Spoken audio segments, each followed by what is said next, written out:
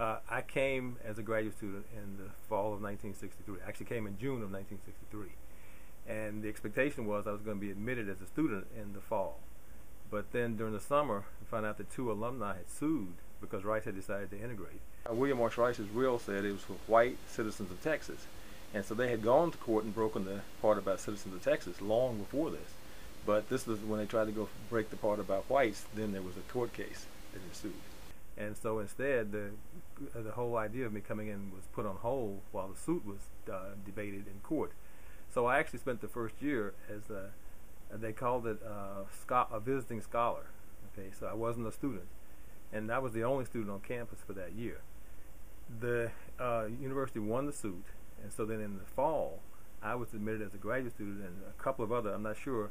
Some people, I thought there were 3, but I've never been able to find the article that shows it. But there were at least 2 or 3 students who were admitted as undergraduate at the same time I was admitted to graduate school. So I spent a year because of people fighting the desegregation of Rice. One of the things that surprised me was that I decided to stay here.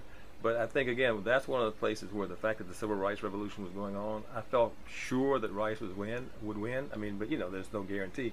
If I were to make the same decision today, given the kind of court system we face today, I might make a different decision just because of, you know, what you think about the courts.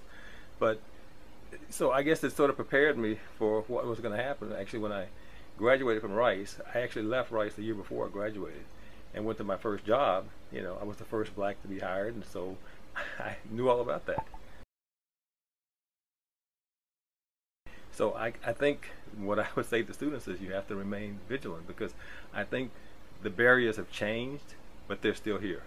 And that's, you know, they say you can't prove that statistically something happened to you, but you know that if it happens to you over and over and over again, no matter what the statistics say, it's actually happening. So that's what makes it's hard to prove. It's not as overt. There's not a sign up that says you can't go there. But you know, when you apply for a job and somehow they pass you over despite the fact that you have the same qualifications or more, it's the same problem.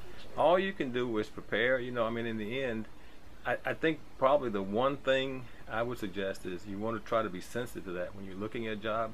You know, if you go to a job interview and there's no other blacks on the floor or any place around the company, I would be concerned about that. I mean, these days, I wouldn't think you would have to integrate. Now, it might depend. You know, at a university, certainly in the math department, there might very well only be 1 or no black faculty members. But you know, just in general, you sort of expect to see when you go into an environment almost of any type that there would be some blacks around, some Asians, some Latinos, and if there aren't, I would probably be a little concerned. I do take note of that type of thing myself.